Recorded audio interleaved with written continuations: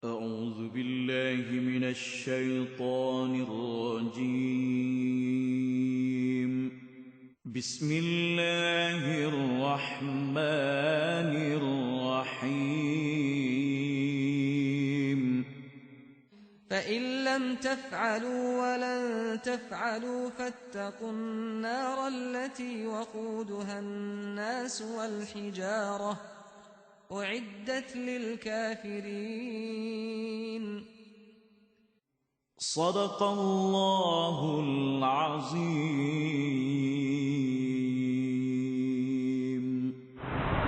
فإن لم تفعلوا ولن تفعلوا فاتقوا النار. Dan kalau kamu tidak dapat membuatnya, dan sudah tentu kamu tidak akan dapat membuatnya, fattaqun nar, maka peliharalah diri kamu dari api neraka. Allati waquduha an-nas wal hijara, yang bahan-bahan bakarnya manusia dan batu-batu berhala. Uiddat lil kafirin, disediakan untuk orang-orang kafir. Kita masih lagi di dalam ayat yang berbentuk menyerang, agresif, menyerang. Selepas daripada ayat-ayat yang menyeru secara damai, menyeru manusia supaya beribadat kepada Allah, iaitulah menerusi ayat ya ayyuhan nasu ubudu dulu, rabbakumul ladzi khalaqakum dulu. Itu sampai kepada ayat yang ke-22. Ayat 21, 22, ini ayat-ayat yang menyeru secara lembut, kita kata begitu, secara aman, damai. Kamu ra'i daripada wa in kuntum fi raibin, ayat mencabar dan dikira menyerang mana-mana orang yang meragui Nabi Muhammad dan Al-Quranul Karim, supaya mereka menciptakan sebagaimana Al-Quran yang ada. Kemudian fa illam taf'alu wa la taf'alu, kalaulah setelah mereka ini cuba untuk menciptakan Al-Quran ternyata mereka tidak dapat berbuat, fattaqun nara, maka peliharalah diri daripada api neraka. Ancamannya berat, iaitu api neraka. Tidak beriman kepada Nabi, tidak beriman kepada Al-Quran, sebenarnya sama saja dengan tidak beriman kepada Allah. Sama saja. Sebab iman kepada Allah meliputi iman kepada Nabi SAW, meliputi iman kepada Al-Quranul Karim yang diturun. Sebab rukun iman itu sebenarnya satu dalam 6. Satu perkara saja, iaitulah iman yang lengkap, iman yang menyeluruh. Katanya fa illam taf'alu wa lan taf'alu, kalau kamu tidak dapat berbuat dan tidak akan dapat berbuat. Dalam bahasa Arab, lam dan lan. Lam dengan mim, lan dengan nun. Lam maknanya tidak untuk masa yang lalu.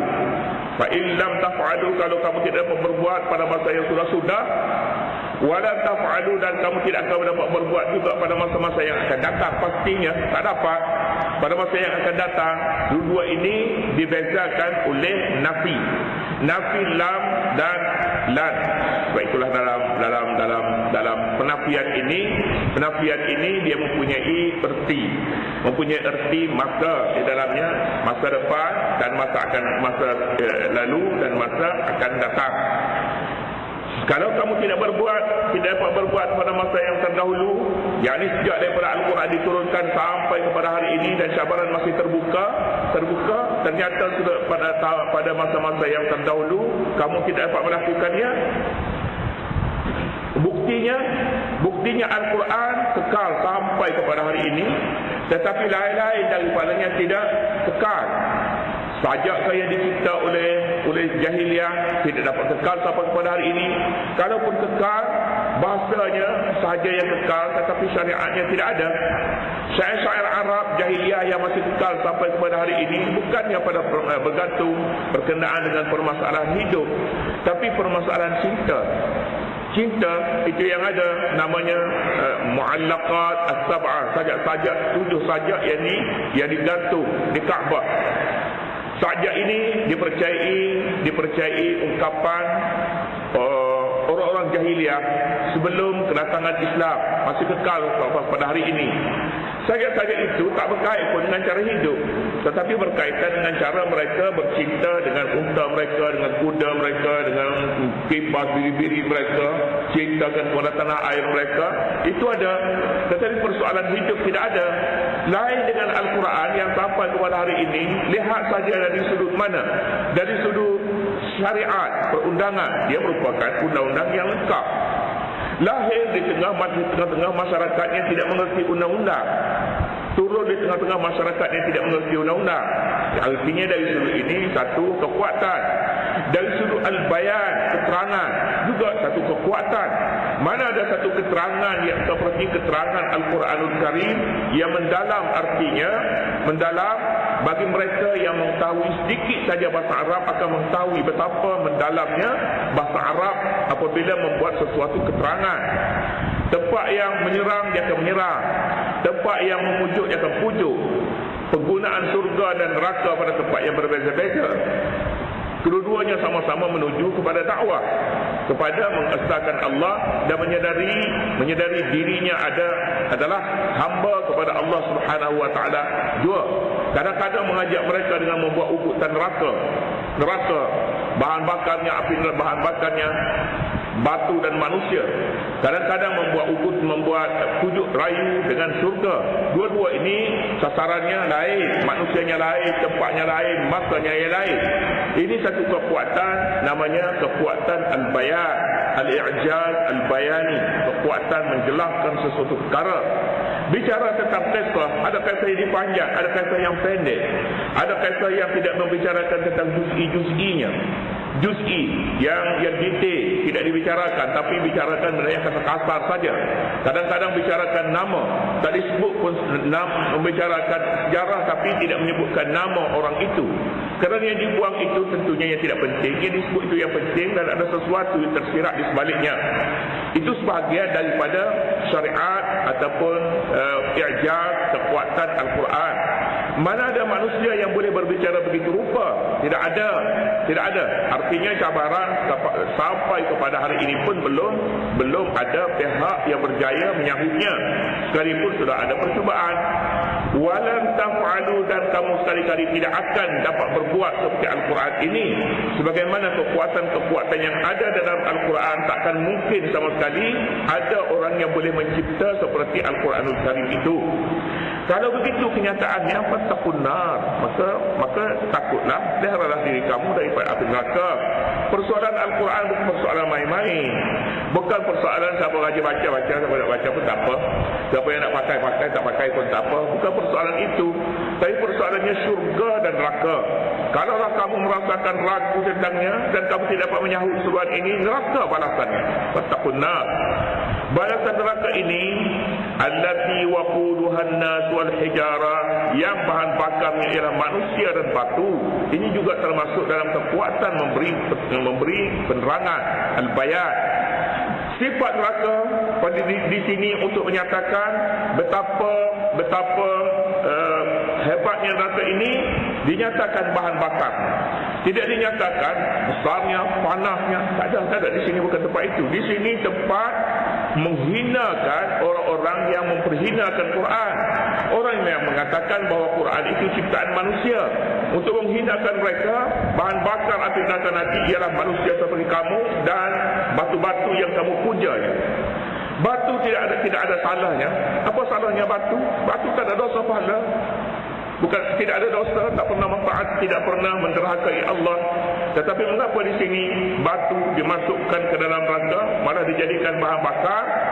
Tujuannya pertama sekali untuk memalukan penyembah. Memalukan penyembahnya. Orang yang menyembah batu itu, dilihat batu yang disembahnya itu tidak dapat mempertahankan dirinya, lalu dihumbankan ke dalam neraka, maka apa lagi penyembahnya? Tuhan sendiri, Tuhan yang mereka sembah itu dimasukkan ke neraka, maka apalagi manusia. Jadi tempat di sini tempat menghina. Secara tidak langsung menghina siapa? Menghina orang-orang musyrikin. U'iddat lil kafirin, batu dan manusia itu disediakan.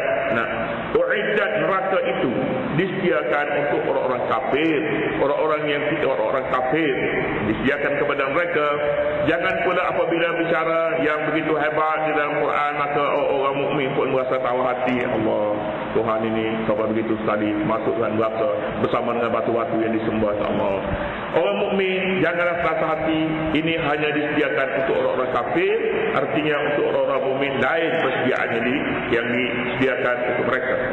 Yang disediakan untuk mereka dibicarakan dalam ayat 25 ini, yaitu fabasyiril ladzina amanu wa 'amilus shalihat anna lahum jannat.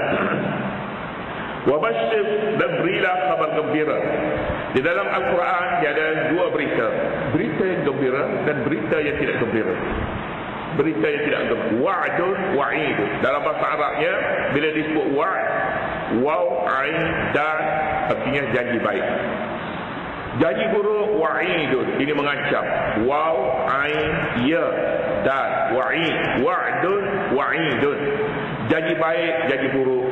Sekarang janji baik, iaitulah beritahulah secara gembira, sampaikanlah berita gembira kepada orang yang beriman dan beramal saleh. Kita selalu menyebutkan sebelum ini, iman dan amal saleh tidak boleh dipisahkan di antara kedua-duanya. Apabila amal saleh dipisahkan daripada iman, amal saleh tidak mempunyai apa-apa makna lagi. Sebab asasnya iman tidak wujud. Iman yang tidak disertakan dengan amal saleh juga iman yang tidak mempunyai erti juga. Iman maulah disertakan dengan amal saleh yang melayakkan manusia menjadi khalifah di bumi ini. Kalau begitu sampailah kepada siapa? Orang yang beriman tidak cukup setakat iman, wa 'amilus shalihat, dan beramal saleh. Anna lahum jannat, bahawa bagi mereka surga, beberapa surga. Jannah jamak kepada perkataan jannah. Jannah kebun. Kebun. Dalam dunia kebun. Istana dalam bahasa Arabnya disebut lain. Istana disebutnya qusur, qasrun. Malahnya di dalam Al-Quran pun ada menggunakan istana. Istana Balqis, istana Sulaiman. Tetapi ketika menyediakan tempat tinggal untuk orang mukmin pada hari akhirat, tidak disebut bahasa istana, tidak disebut sebagai tempat persediaan kepada mereka, kerana itu mungkin tidak sesuai dengan tabiat semua manusia. Sebab istana mempunyai peraturan-peraturan yang kadang-kadang peraturan itu mengikatkan, tetapi di sini kebun. Disebut jannatun, maknanya kebun. Bagi mereka beberapa kebun. Orang yang berada dalam kebun, dia bebas sebenarnya kebun dia. Tak ada siapa yang boleh ganggu. Bebas, dia bebas dengan buah-buahan yang ada padanya, bebas dengan waktunya sebab dia berada dalam kebun dia. Dia bebas siang pada waktu siang dan bebas pada waktu malam. Nak makan buah waktu malam sila, makan buah pada siang hari pun sila, nak keluar masuk bebas dan nyaman sebenarnya waktu berada dalam kebun. Nyaman. Jadi oleh kerana itu barangkali inilah sebabnya Al-Quran memilih perkataan jannah, tidak memilih perkataan-perkataan yang membayangkan kemewahan seperti rumah besar, seperti istana dan sebagainya. Tidak dipilih perkataan itu. Tapi sebaliknya disebut jannat, beberapa surga. Satu surga tak cukup untuk orang mukmin, mau beberapa surga. Jannat dalam bahasa Arab bila disebut dengan jamak begini, dia tidak terkira banyak. Seberapa banyak angka yang ada boleh dimasukkan di dalam jannat. Tapi kurang-kurangnya tiga, dua belum lagi masuk. Dua tidak boleh disebut jannat, tapi jannatain. Jannat tiga hingga ke angka yang tidak terhingga banyaknya. Bagi mereka beberapa syurga yang berlari-lari di bawahnya sungai. Lari, tidak ada satu tempat tinggal yang begitu istimewa. Syurga, taman di dalam sungai. Taman di dalam sungai tidak ada, tak ada. Tapi yang ada rumah terapung, rumah air, laki air, pernah disebutkan begitu. Tetapi ini satu ciptaan Allah yang khas untuk orang mukmin yang mematuhi ia beribadat. Itulah orang yang disebut dalam ayat 21 dan 22 terdahulu. Mereka disediakan manfaat yang begitu. Kemudiannya akan ditambah lagi kullu ma rizqu min